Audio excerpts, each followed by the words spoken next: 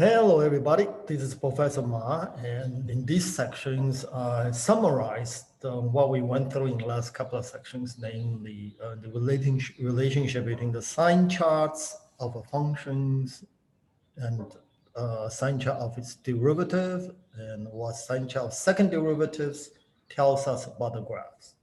So let me start. So we assume y, first of all, we assume we have a differentiable function. We don't have to worry about corners and stuff like that. And so we're going to investigate what does each of the sign chart tell us. Okay. So here's an example. Let me start with these examples. And we factor to construct a sign chart. And the roots are at 0, 1, minus 1. So it's a sign chart, okay? And notice, remind you again, the reason that at this point, I got minus on both sides is because it came from an even orders root at 0. It's a square root. So the signs are the same on either side. And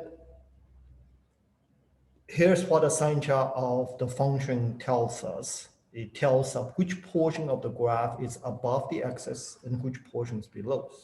So here's the graph, and the positive parts are the parts to the side is what the graph above the x-axis, because y is positive, the points therefore are plotted above.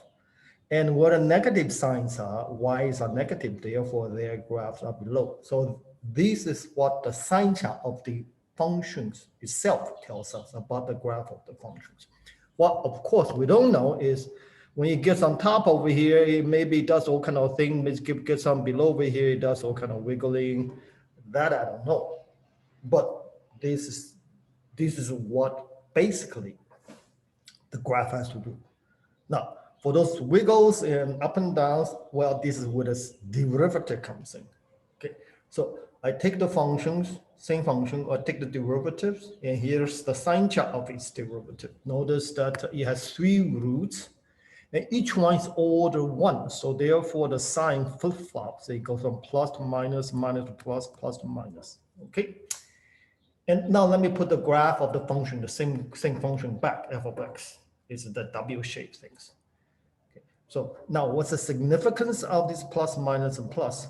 Well, the sign chart of the derivative tells us where the points, the graphs are flat. And where, first of all, that's where f points are 0. The tangent line is flat.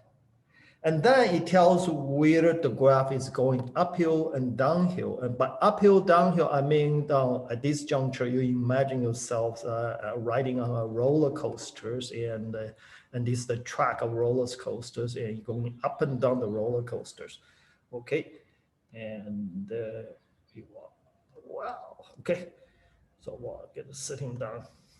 So downhill is where the first derivative is negative. Uphill is where the first derivative is positive. And the transition point is a flat point.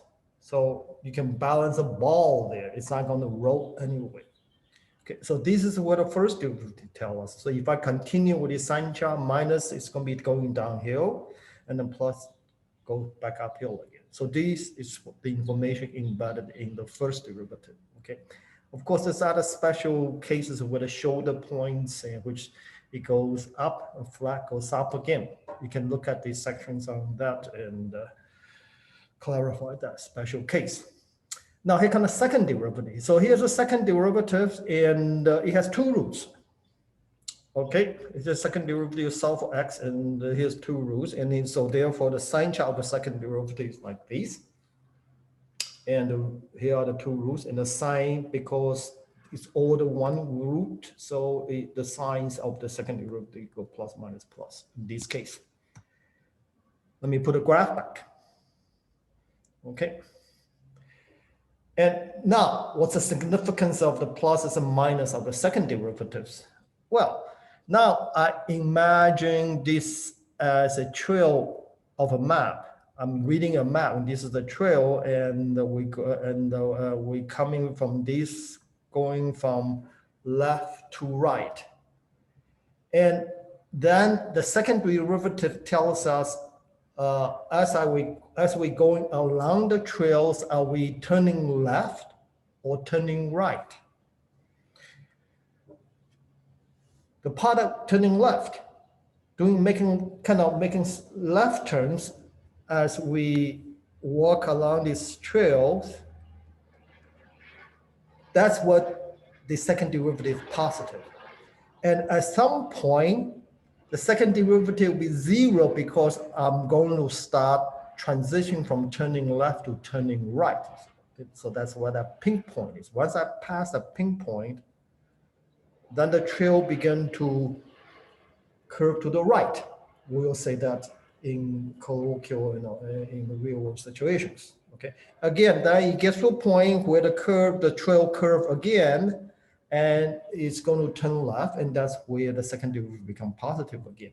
Okay. In other words, the second derivative, the slope, if I look at a second derivative, if the slope getting bigger and bigger as I go on, that's second derivative is positive.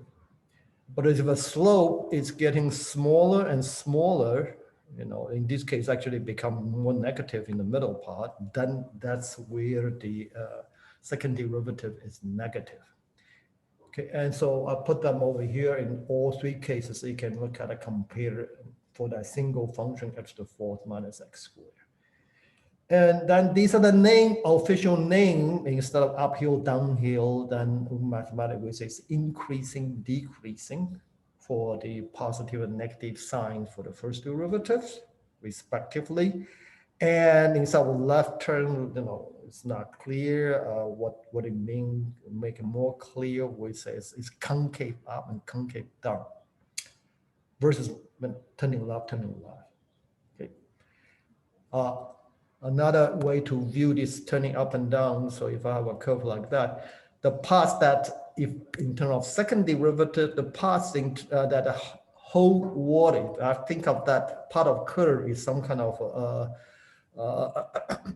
instrument that where they will hold water down. So up to this point, it will hold water, but once beyond here, if I got curve section like that, it doesn't hold water.